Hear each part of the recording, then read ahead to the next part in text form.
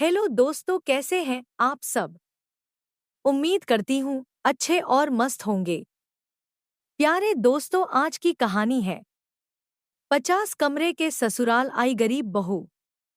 यह कहानी एक गरीब लड़की राधा की है, जो अपनी मेहनत और संघर्ष से एक अमीर परिवार में जगह बनाती है और अपने ससुराल के जीवन में नई रोशनी लाती है। राधा एक छोटे से गांव की रहने वाली थी, जहां वह अपने माता पिता के साथ एक सादगी भरी और संतोषपूर्ण जीवन जीती थी।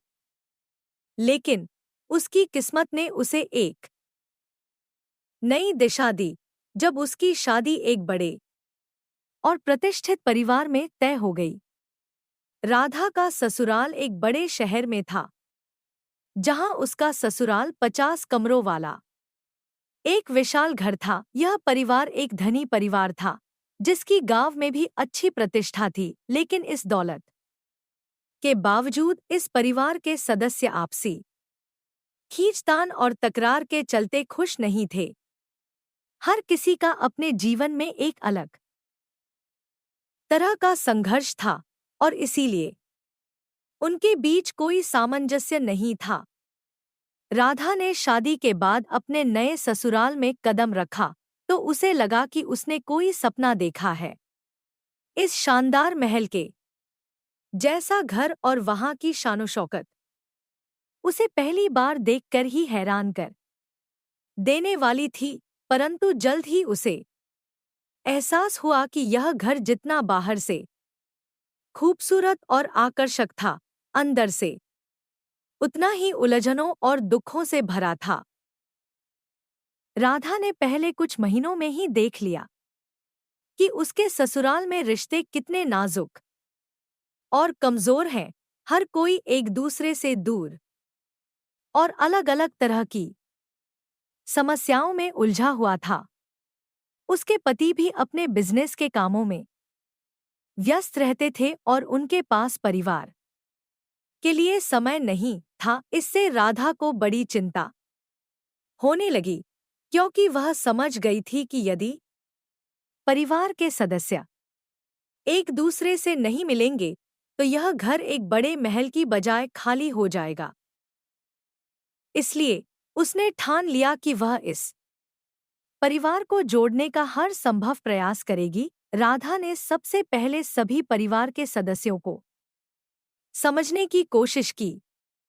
वह धीरे-धीरे हर किसी के पास जाती, उनसे बात करती, उनके जीवन में झांकने की कोशिश करती। उसने देखा कि हर सदस्य के दिल में कहीं न कहीं प्यार की कमी थी। इसलिए राधा ने तय किया कि वह धीरे-धीरे सबके दिलों में अपनी जगह बनाएगी और इस घर को फिर से एक परिवार बनाएगी। उसने पहले परिवार के बच्चों के साथ समय बिताना शुरू किया। वह उनके साथ खेलती, उन्हें कहानियां सुनाती और उनका होमवर्क करने में मदद करती। बच्चों के साथ उसकी बढ़ती निकटता ने घर के अन्य सदस्यों का ध्यान उसकी ओर खींचा। राधा ने धीरे-धीरे परिवार की औरतों के साथ भी संबंध बनाने शुरू किए।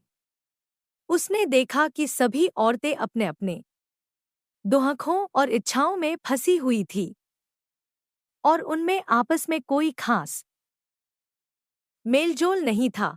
राधा ने उन्हें धीरे-धीरे अपने में शामिल करना शुरू किया।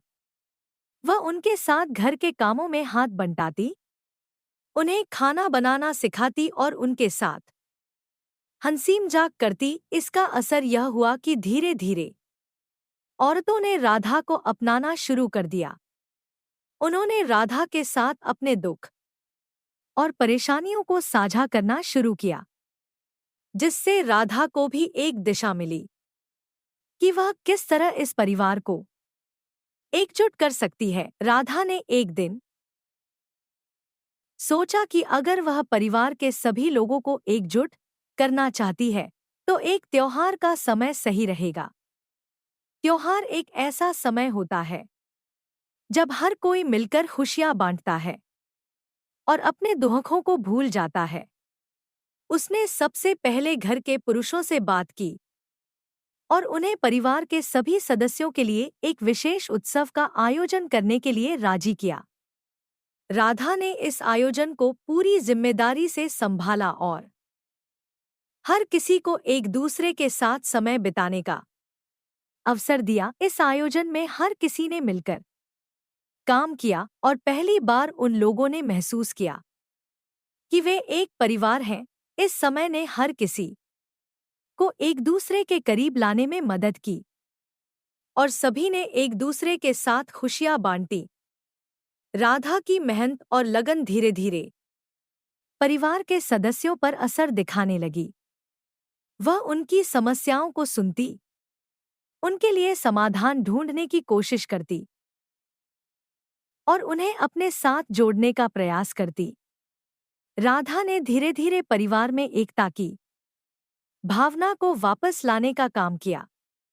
उसने यह सुनिश्चित किया कि सभी सदस्य एक दूसरे के साथ समय बिताएं, उनकी परेशानियों को साझा करें और एक दूसरे के लिए सहानुभूति दिखाएं।